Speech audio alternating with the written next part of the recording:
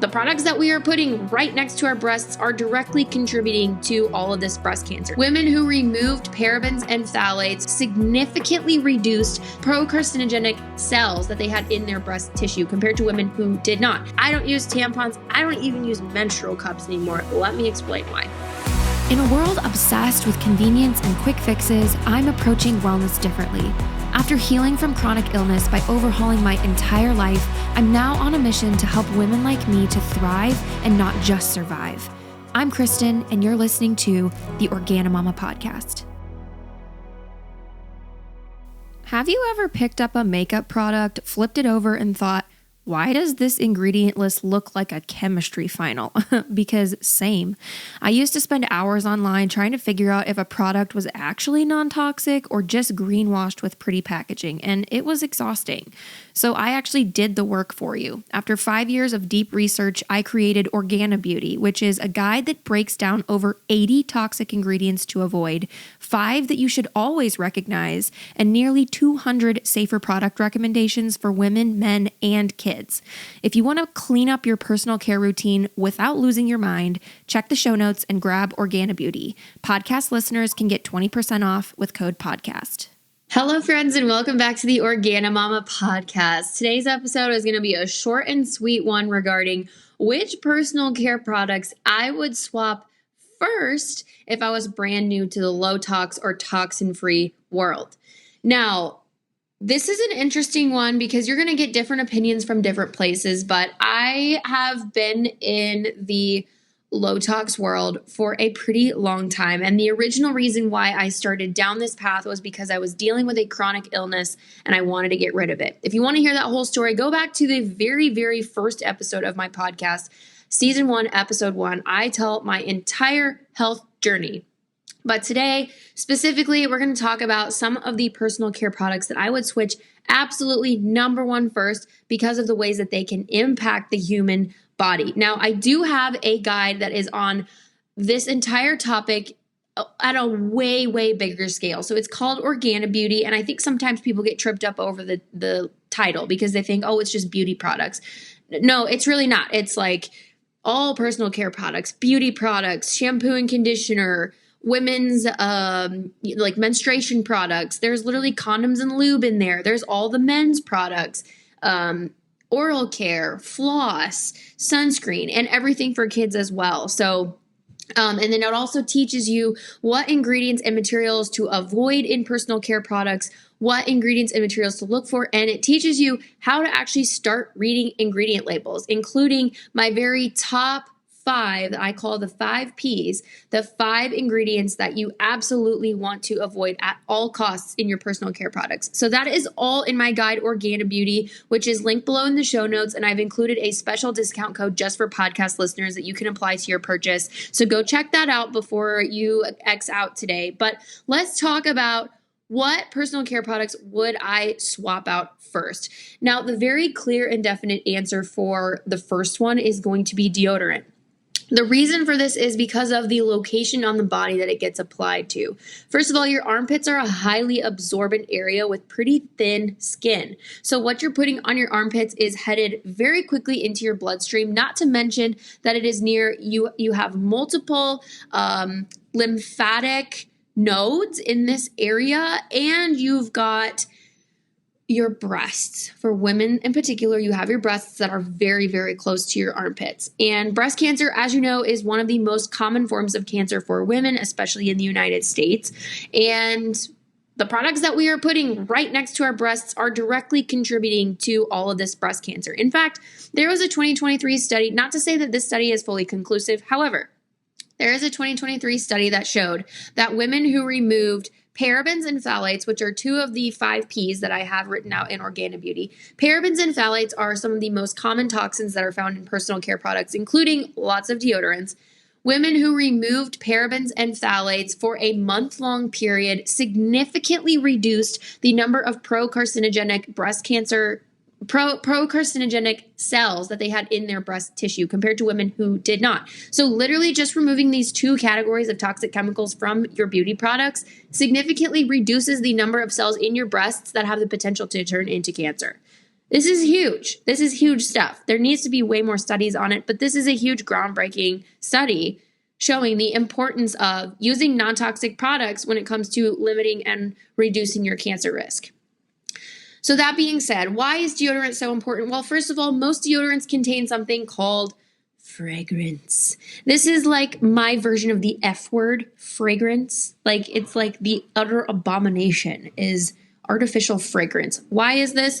Because when you look on the back of a product and you see fragrance on there, fragrance is this umbrella term that is highly unregulated in the beauty industry, and it can be slapped on pretty much any label and have over like 200 or more chemicals that go into this fragrance that is actually just it just covers up like this whole laundry list of chemicals that provide smell, including often phthalates, which are some of the most toxic chemicals that people can be putting on their bodies. And unfortunately, they are so prevalent. And phthalates are what make the smells stick. So phthalates are actually in plastic as well, specifically in PVC. And PVC, is a type of plastic that is kind of bendy a lot of times. Like it's a lot of those like softer, more bendy plastics.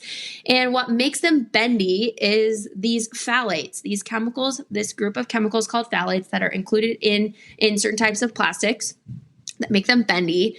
And it's the same quality of phthalates that are in plastics that are also in fragrance, because it makes the fragrance molecules sticky. And so they stick to your clothes, they stick to your walls, they stick to your furniture, they stick around in the air, they stick to your dust, and they make the smell last longer. So it makes sense to me that companies are putting phthalates in their fragrance because it makes their fragrance last.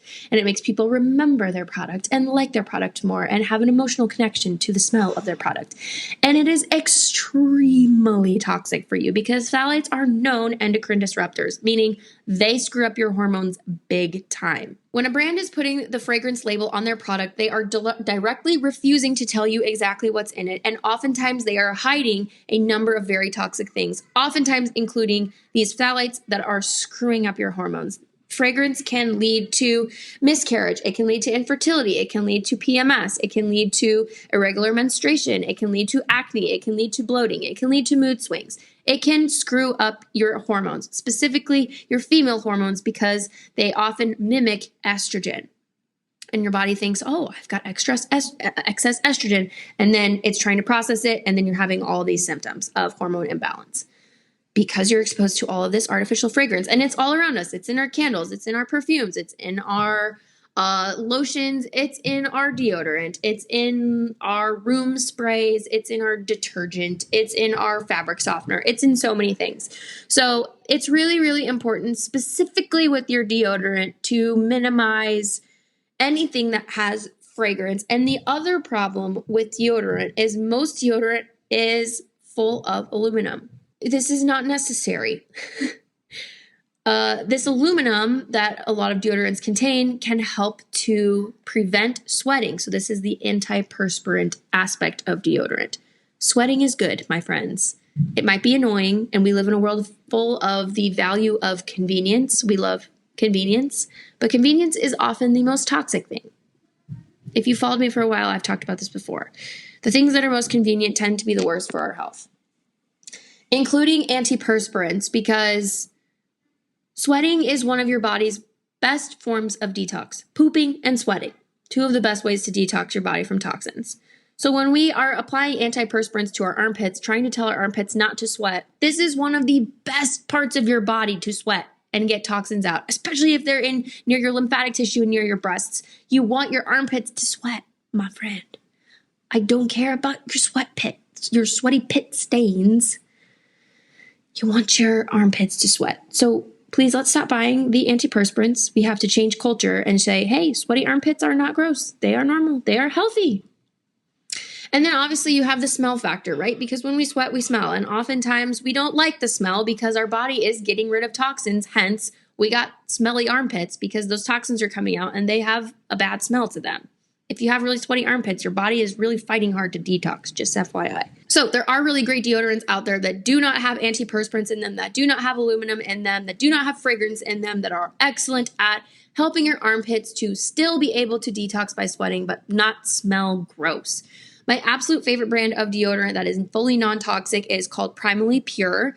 I will link them and my discount code for them below in the show notes. This is my favorite brand of all time. I have literally been using their deodorant for 6 years, loving every single second of it. You only have to apply it once and then it lasts you for literally days. It is amazing. However, it does contain high quality baking soda, and some people have a reaction to baking soda because some people are sensitive to baking soda. So if you're one of those people that you're like, I just can't do a deodorant with baking soda in it, Just Ingredients has some really great deodorants as well. I like Primally Pure's better, but Just Ingredients does have good non-toxic, or what am I trying to say? Just Ingredients. Is that what I said? I think so. Just Ingredients has a great line of deodorants that are free of baking soda that are also free of harmful toxins. So I will also link those below along with my discount code. So check out those 2 different brands of deodorants, see which one is going to be the right fit for you. And please switch out your deodorant first and foremost because of where it is located, where it goes on your body. So close to your breasts and in a very sensitive area that is constantly trying to detox.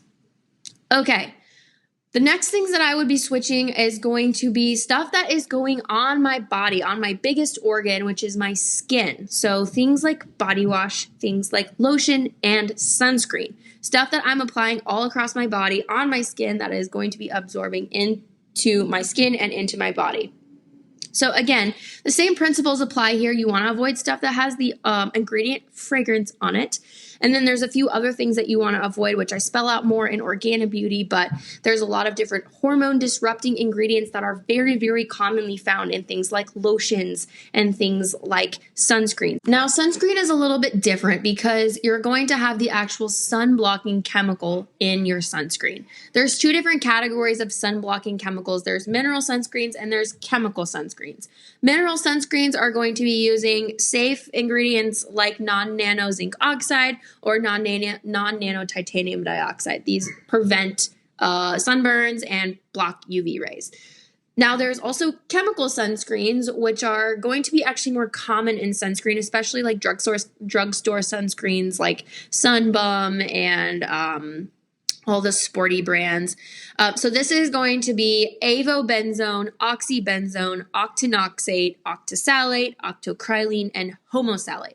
So if you see any of those names as the active ingredient on your sunscreen, toss it out because all of those are linked to a plethora of health problems. In fact, they are literally illegal to use or bring into the state of Hawaii because not only does it cause harm to human health, it causes harm to ocean life and to the reefs because they sit on the surface of the water.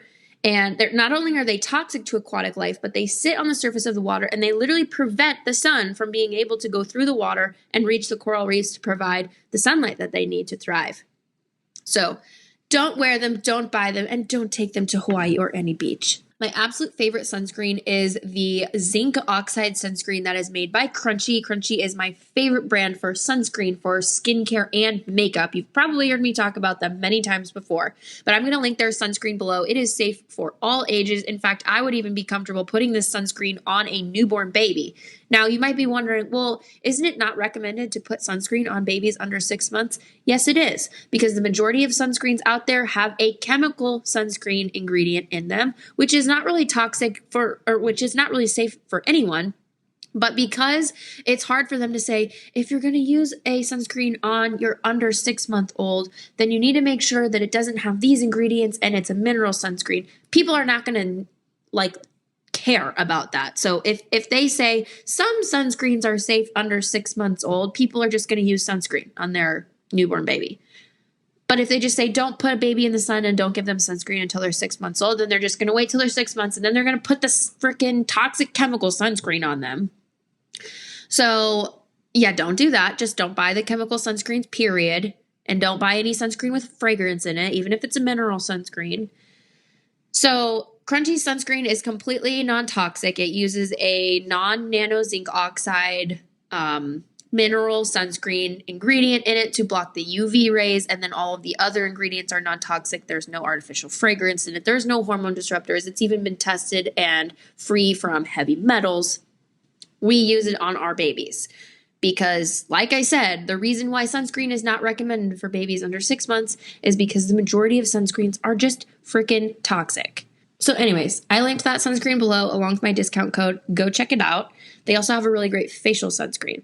Okay, so next, after things that are going like on my body, I'm going to be swapping out things that are close to my genitals, aka feminine products. So period products like tampons, pads, I'm going to make sure that they are the highest quality. Actually, I don't use tampons. I don't even use menstrual cups anymore. Let me explain why. First of all, last year there was a study that came out looking at organic fluorine, so PFAS, and heavy metals in tampons, and even like organic cotton tampons that were made from like better qualities still showed to have high levels of heavy metals in them. Now, this kind of makes sense given that heavy metals are prevalent throughout our soil and cotton is a grown crop, so it's going to have probably some exposure to heavy metals in it, and they maybe are processing these tampons with machinery that is made of lead or has lead components. So that might be why there's lead on all tampons, is that there's just like this universal machinery. They haven't really explained why, but that's my best guess, is either it's just because of the lead exposure from the actual crop, or all tampons, no matter what kind of tampons, are processed on machinery that has a lead component to it. And so tampons are being exposed to lead as they're being made. I don't know. They didn't release those details. They just said all tampons have high levels of heavy metals, which I personally do not want to be sticking that up inside my lady parts. The other reason why I am not a fan of tampons or even menstrual cups at this point in time, I don't think I'm going to change my mind on this, so I'm not even going to say point in time. The reason why I'm against them, period, is that, pun not intended, pun intended, period, is that when you are menstruating, when your body is releasing the lining of your uterus, your body wants to expel the stuff, like the blood, the tissue. Your body's trying to get it out. So why does it make sense to try and hold all of that inside the vaginal canal when your body is like, hey, we're trying to get this out? The other thing to consider is, just like sweating and pooping, periods can be a drainage pathway for the body. So if you're dealing with toxins in your uterus or in any of your reproductive organs, the period is the time of the month where the body expels what's in there. So if there's toxic stuff happening in your reproductive system, your body wants to get rid of it. So why hold it in for hours at a time and let it soak and absorb and just sit there when we could just be letting the body flush it out at its own pace? That's why I no longer use tampons or menstrual cups. I used to be a big fan of the silicone menstrual cups, but I no longer am. The only time I might use that is like in a swimming situation. If I'm like, I really don't want to be like clearly bleeding out, I might use one for a very short period of time. But across the board, I'm not using the products that are keeping menstrual blood inside my body for a prolonged period of time. So there, you've got some other options. There are organic cotton pads out there that are really great. One of my favorite brands is Rael. I'm not exactly sure how to pronounce it, but they have really great pads made with good materials. I also love their like underwear, their disposable underwear, which is really nice, like for postpartum, or if you just have a really heavy period, it can be really nice too to just like have a whole like lady diaper. It's kind of great. But they have really good pads. If you want something that's a little more environmentally friendly, I really love the organic cotton layered underwear for periods from Period Co. Not all of their underwear has an organic cotton inner and outer layer, but some of them do. You just have to look on their website. I'll link those below. This is what I use when I have periods, and they also have washable pads. So sometimes what I'll do is, if I'm on having a heavy flow day, I'll wear some of their like heavy flow underwear, and then I will put one of their pads on top of the underwear. So then when I go to like use the bathroom and I need to kind of switch the products that I'm using, I'll just take the pad off and then do the next set of hours with just the underwear before I end up changing out of the underwear into a new pair of underwear. Cause that just like prevents me from having to change my underwear like multiple times a day. I still usually change them like once or twice, but using their like washable pads on top of the underwear kind of just helps prolong the use of like one pair. And though it's really easy to wash them, you just like hand rinse them out in the sink to like get the majority of the blood out, and then you just throw them in the wash like all together. Like I just usually put them all like in a bag and then wash them all together at the end of my cycle after like 4 or 5 days. And I've never had an issue with them getting moldy or like smelly or anything like that. So it's super, super easy. I'll make sure and link those below. But yeah, so feminine products and stuff that is like going in my genitals. So like if you're using condoms, if you're using personal lubricant with your partner, or for any other reason that's like going in your genitals, you want to make sure that you're using ones that are non-toxic. And I have some of my favorite ones linked in Organa Beauty, but off the top of my head, one of my favorite brands for lubricant is Aloe Cadabra. You can find it on Amazon. I can link that below. And then for condoms, there's some different good options if you are using a barrier method for preventing pregnancy. Lovability is like one of the favorite ones of mine, and just in terms of like materials and comfort. So beyond those types of products, the next things I'm going to be considering switching out is going to be just generally anything with fragrance. So anything that has a smell to it that is not made with like natural, ethically and well-sourced organic essential oils or herbal fragrance. If it says fragrance on the label, I would recommend tossing it and replacing it, just because, again, we know that is really disrupting the hormones. So this is going to be your lotions, your hairsprays, your dry shampoo, that Batiste stuff. Like, I know that it is a game changer for your hair, but girl, that is so toxic, especially the aerosol too.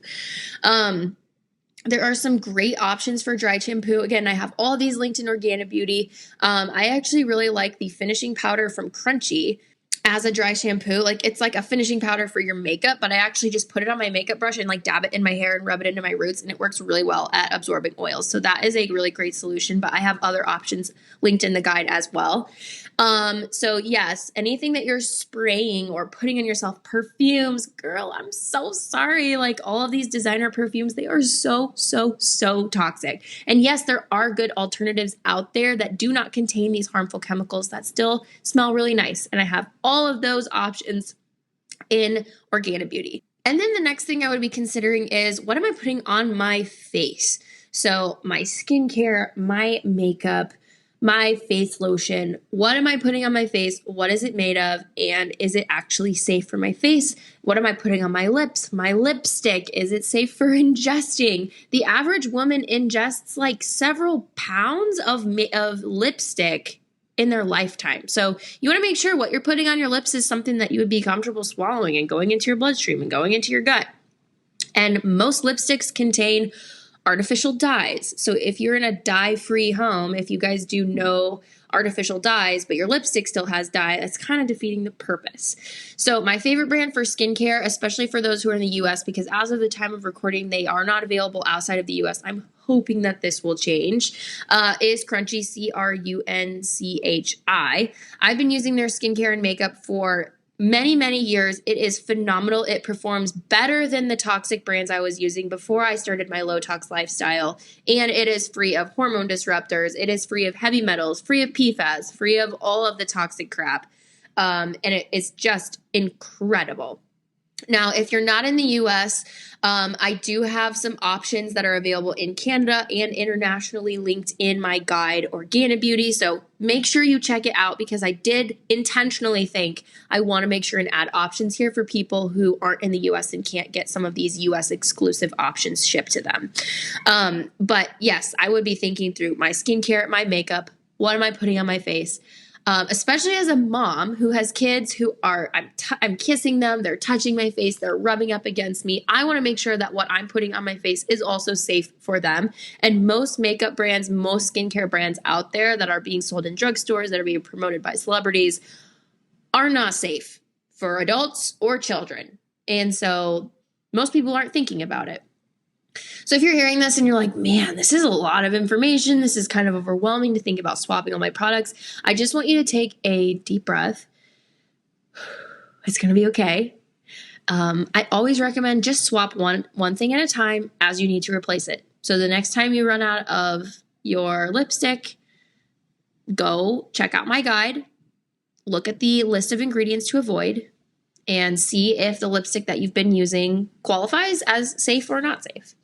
And then if it's not safe, then you can go to the lipstick section of the guide and pick one of the ones that you see there that you like, and try it out. See if you like it. I have options for every single category, and I did my best to provide multiple options for every single category. So lipstick, sunscreen, toothpaste, it's all there.